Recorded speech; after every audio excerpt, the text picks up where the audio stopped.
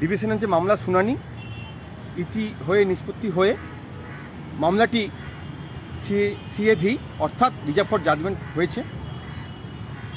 Upper primary নিয়োগে যখন interview তালিকা 2019 সালে প্রকাশিত হয়, 14 মার্চ 2019 সালে মামলা হয় বিচারের বাণী নিভৃতে কাঁদে। সেই জায়গা থেকে পুনরায় যখন নতুনভাবে নিয়োগ প্রক্রিয়া শুরু হলো, 21 জুন 2021 সালে ইন্টারভিউ তালিকা হওয়ার পর আবারও মামলা হয়। সেই পরিস্থিতিতে 20 জুলাই 2021 সালে ডিভিশন বেঞ্চের নির্দেশ হয়। সেখান থেকে একাধিক ডিভিশন বেঞ্চ চক্রকারে সকলেই আমরা দেখেছি কতটা এই নিয়োগ নিয়ে চক্রান্ত হয়েছে, সরকারি উদ্দেশ্যতা রয়েছে, কমিশনের কোথাও গাফিলতি রয়েছে, বিভিন্ন রাজনৈতিক দল সেখানে সুপ্ত রাজনৈতিক চক্রান্ত করেছে।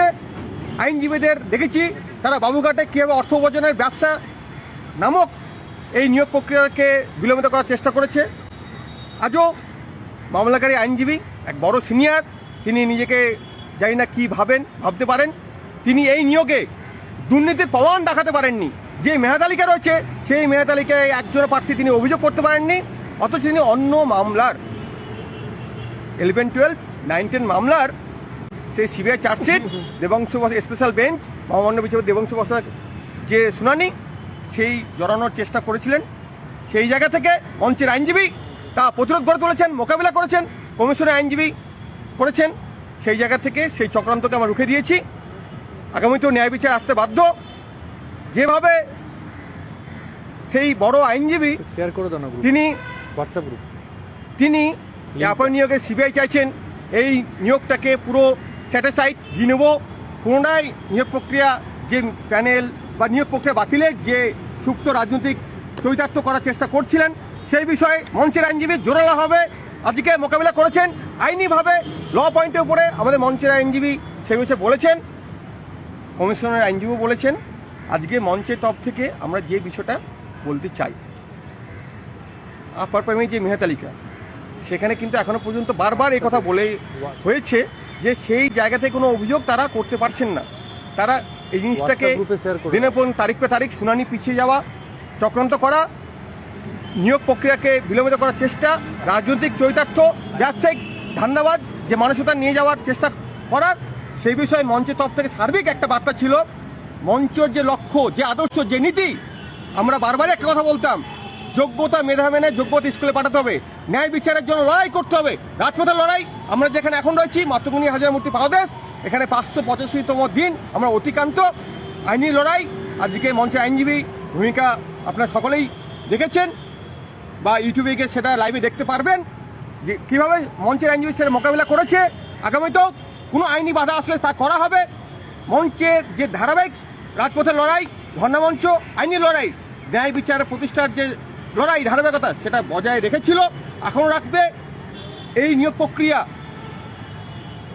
যে ন্যায় বিচার যোগ্য প্রার্থীর স্কুলে যাওয়ার জন্য যে ধারাবাহিক লড়াই বার্তা আমরা দিতে চাই।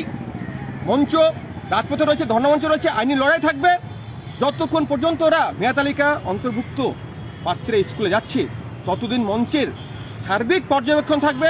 মঞ্চ লড়াই আছে, বারবার আমরা বলতে চাই মঞ্চ লড়াই ধারাবাহিকতা বজায় রাখবে। সেই জায়গা থেকে আপনারা নিশ্চিন্ত থাকুন, এই নিয়োগ প্রক্রিয়া তারা যে সিবিআই তারা যে নিয়োগ বাতিলের চক্রান্ত, সেটা কখনো তারা রাজনৈতিক তাপ চরিতার্থ করতে পারবে না। সে বিষয়ে আমরা মোকাবেলা করেছি, আইনিভাবে করেছি, এবং যোগ্য প্রার্থী স্কুলে যাওয়ার জন্য রাজপথে যে লড়াইয়ের ধারাবাহিকতা সেটাও বজায় রাখবো। ধর্ণামঞ্চ তো আমাদের রয়েছেই। ফার্স্ট কাউন্সিল সম্পন্ন যোগ্য প্রার্থীরা স্কুলে যাবে, ধারাবাহিক second council, third council, fourth, fifth ধারাবাহিক কাউন্সিল জয়নিংয়ের যে লড়াই সেটা বজায় রাখা হবে। অর্থাৎ অবিলম্বে আজকে রিজার্ভ জাজমেন্ট হয়েছে, জাজমেন্ট আসবে, আশা রাখি জাজমেন্ট ন্যায় বিচারের পক্ষে থাকবে। সেখান থেকে ফার্স্ট কাউন্সিল যাদের হয়েছে তারা স্কুলে যাবে, ধারাবাহিক কাউন্সিল জয়নিংয়ের প্রচেষ্টা সেটা মঞ্চের তরফ থেকে বজায় রাখা হবে। মঞ্চের তরফ থেকে আপনারা নিশ্চিত থাকুন, আইনি লড়াই করা হবে। অর্থাৎ যে বিষয়টা বলার, চূড়ান্ত রায় দেওয়া হওয়ার পরেও তারা বিভিন্ন চক্রান্ত করলেও মঞ্চ সর্বদা সার্বিক বিষয়ে যোগাযোগ রেখেছে, তথ্য সংগ্রহ করছে, রাজপথে রয়েছে, সব কিছু নজর রাখা হচ্ছে, পর্যবেক্ষণ রাখা হচ্ছে। মঞ্চের যে লড়াই ধারাবাহিকতা, রাজপথ, আইনি, ধর্ণামঞ্চ বজায় রাখা হবে। পাশাপাশি সরকারের যে বিভিন্ন নেতা, মন্ত্রী বা শিক্ষা দপ্তরের আমলা বরাবর আমরা যোগাযোগ বজায় রেখেছি, ডেপুটেশন দিয়েছি, সেখানেও আলোচনা করা হবে। আলোচনার যে ধারাবাহিকতা সেটা বজায় রাখা হবে।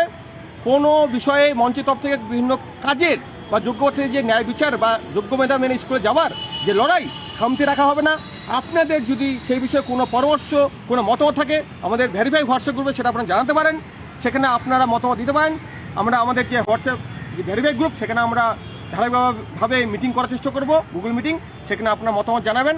তো আজকে এই বিষয়টাই বলার যে মঞ্চের যে যোগ্যবাদী স্কুলে যাওয়ার যে ন্যায় বিচারের অধিকার প্রতিষ্ঠা এবং যোগ্য মেধার যে বিচার সেই বিষয়ে আমাদের লড়াই জারি ছিল, জারি আছে, জারি থাকবে। আমাদের বিধানদা রয়েছে, তন্ময় রয়েছে, আরও বাকিরা রয়েছে, বলবে। তো এইটুকু বলার, নিশ্চিত থাকুন ন্যায় বিচার আসতে বাধ্য। একটাই কথা, সত্যমেব জয়তে। বিধানদা বিধানদা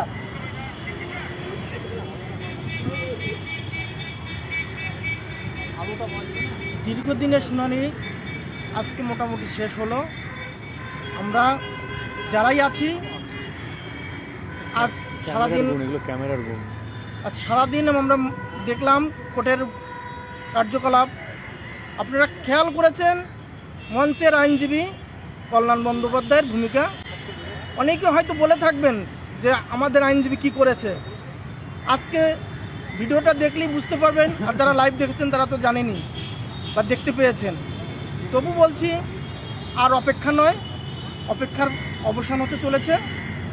আপনারা যারা সত্যিকারের চাকরির উপযুক্ত, যারা যোগ্য প্রার্থী, তারা স্কুলে যাবেন, এবং যারা এখনও ওয়েটিংয়ে আছেন তারা ধীরে ধীরে পর্যায়ক্রমে ফার্স্ট কাউন্সিলিং হয়ে গেল, সেকেন্ড কাউন্সিলিং, থার্ড কাউন্সিলিং, পরপরে কাউন্সিলিং হয়ে সবাই স্কুলে যাবে। এটাই আমরা এখন আশা করছি। ভবিষ্যতে যাতে আমাদের সুখময় হয়, আমাদের পথ যাতে সুগম হয়, সেদিকে আমাদের খেয়াল থাকবে। মঞ্চের ভূমিকা আপনারা দেখেছেন, মঞ্চ না থাকলে আজকে হয়তো এই পর্যায়ে এসে পৌঁছাতো না। তাই মঞ্চকে বাঁচিয়ে রাখুন, মঞ্চকে সহযোগিতা করুন, মঞ্চে আসুন, আগামী দিনগুলো মঞ্চে সহযোগিতা করুন। বন্ধুরা, দাদারা, দিদিরা যারাই আছেন মঞ্চের সাথে, আপার প্রাইমারি যোগ্য প্রার্থী, আমরা দীর্ঘদিনের লড়াই শেষের পথে চলে এসেছি। আপনারা অনেক অপেক্ষা করেছেন, অপেক্ষা আরও অপেক্ষা, আর অল্প কটা দিন, তারপর আমরা আমাদের লড়াই প্রায় শেষে চলে এসেছি। আমাদের ক্যাপ্টেন আমাদের সাথে ছিল, আমাদের মঞ্চ আমাদের সাথে ছিল, আমরা মঞ্চের সাথে এখনও আছি, আজকেও ছিলাম, সারাদিন কোর্ট থেকে বেরিয়ে এখন মঞ্চে আছি।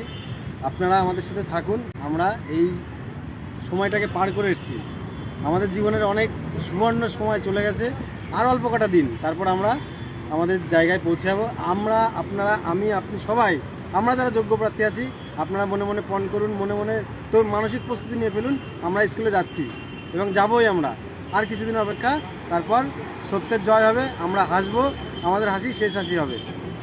মঞ্চের দাদারা, বাকিরা যারা আছে বলছে, সবাই একটু মঞ্চের সাথে থাকবেন, মঞ্চে আসুন, আনন্দ উপভোগ করুন এবং অপেক্ষায় থাকুন। নমস্কার, আমি একজন আপার প্রাইমারি চাকরি প্রার্থী। আমরা এখন সবাই যোদ্ধায় পরিণত হয়েছি। শেষ 3-4 বছর আমাদের উপর দিয়ে যা গিয়েছে তা আমরাই জানি। আমাদের মঞ্চ, আমাদের নেতা, আমাদের যারা ছিল, কোর কমিটির যারা মেম্বার ছিল, সবাই অক্লান্ত পরিশ্রম করেছে। আজকে আমরা যেখানে এসে পৌঁছেছি, আমরা এমনি এমনি পৌঁছে যাইনি, প্রচুর পরিশ্রমের ফলে এটা হয়েছে।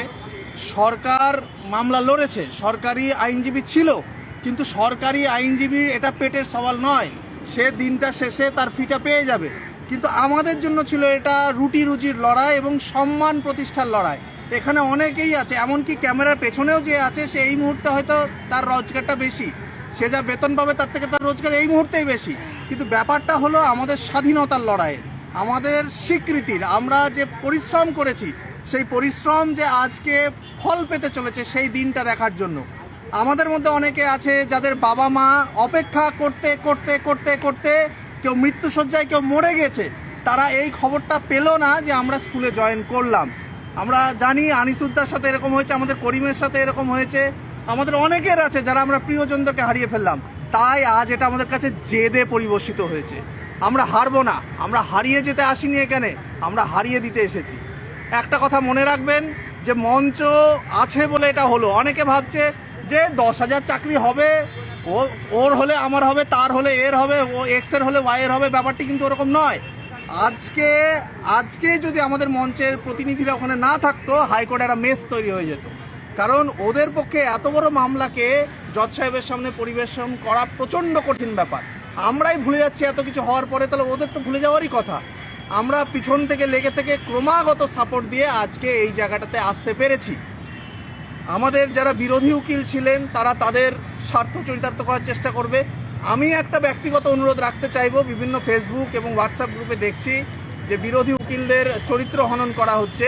দেখুন, ওরা পয়সা নিয়েছে আমাদের এই নিয়োগটাকে আটকানোর জন্য। আমাদের মতোই কোনো প্রার্থী গিয়ে তাকে পয়সা দিয়েছে যাতে নিয়োগটা আটকে যায়। তাই আমি বলবো তাদের চরিত্র হনন করবেন না, আপনারা মঞ্চে আসুন। আমাদের মধ্যে অনেকে আছে যারা মঞ্চকে গালাগালি দেয়, যারা ভেরিফাইড গ্রুপে আছে তার সত্ত্বেও অনেক কথা বলে। তাদের কথা আমি শুনবো না বলছি না, অন্তত মঞ্চে মাসে একটা দিন আসুন। আপনি আসুন, কিছু করুন, তারপর আমাদেরকে কিছু করতে বলুন। আপনি বাড়িতে বসে থাকবেন, আমাদেরকে বলবেন, এটা তো হয় না।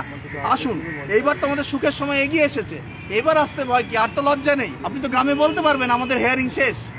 আমি যেমন গ্রামে ফিরতে আমার খুব কষ্ট হতো, কারণ আমাকে জিজ্ঞেস করতে, ভাই তোদের কি হলো?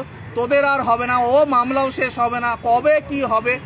আজ কিন্তু আমরা একদম শেষ পর্যায়ে এসে চলে এসেছি। তীরে এসে তরি ডুবিয়ে দিও না বন্ধু, এসো মঞ্চের পাশে দাঁড়াও, আর্থিকভাবে দাঁড়াও, মানসিকভাবে দাঁড়াও। আমি নিশ্চিত আমরা জিতবো, আমরা জিতবো, আমরা জিতবো। শেষ করবে আমাদের সভাপতি সুশান্ত ঘোষ।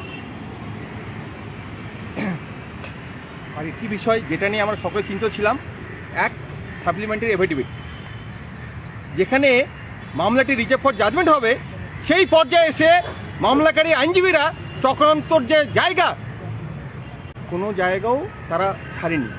এই মুহূর্তে এসে সাপ্লিমেন্টারি এফিডেভিট দিয়ে নিয়োগ প্রক্রিয়াকে চক্রান্ত করার চেষ্টা করেছিল, সেটা মঞ্চের আইনজীবী মোকাবিলা করে সেটা রুখে দিয়েছে। আগামীতেও আমরা রাজপথে রয়েছি, আইনি লড়াই রয়েছি। কোনো ধরনের যতই চক্রান্ত করো না কেন আমরা ঠিক রুখে দেবো, মোকাবিলা করে নেব। কিন্তু ন্যায় বিচার প্রতিষ্ঠা যে অধিকারের লড়াই, এটা ধারাবাহিকতা আমরা বজায় রেখেছি, বজায় রাখবো। আপনারা সকলে নিশ্চিত থাকুন, মঞ্চে আসুন, মঞ্চের সাথে থাকুন, মঞ্চের মানসিক সমর্থন করুন, পাশে থাকুন। আমরা ন্যায় বিচারের লড়াইয়ের যে জায়গা, যোগ্য প্রার্থীরা স্কুলে যাবে, এটা বরাবরই বলে এসছি বা এখনও বলছি। সেই আদর্শ নীতিতেই আমরা বদ্ধপরিকর, সেটা আমাদের অঙ্গীকার, সেটি আমাদের গর্ব। আমাদের গর্ব তখনই যখন আমার যোগ্য প্রার্থীরা স্কুলে যাবে, সেটাই মঞ্চের সার্বিকতা। সেই ইচ্ছিত সার্থকতা জন্য এই লড়াই, সেই সার্থকতা আসুক, যোগ্য প্রার্থী স্কুলে যাক, শিক্ষা ব্যবস্থা পান ফিরুক। স্কুলে ভুয়ো মাস্টার নয়, যোগ্য মেধারাই স্কুলে শিক্ষকতা করবে এবং আমাদের শিক্ষিত সমাজ বা শিক্ষক শিক্ষিকাদের সম্মান সেটা সর্বদা বজায় থাকবে। এটাই আমরা কামনা করব। সেই বিষয়ে আমাদের লড়াই ধারণা বজায় থাকবে। সকলে ভালো থাকুন, সুস্থ থাকুন।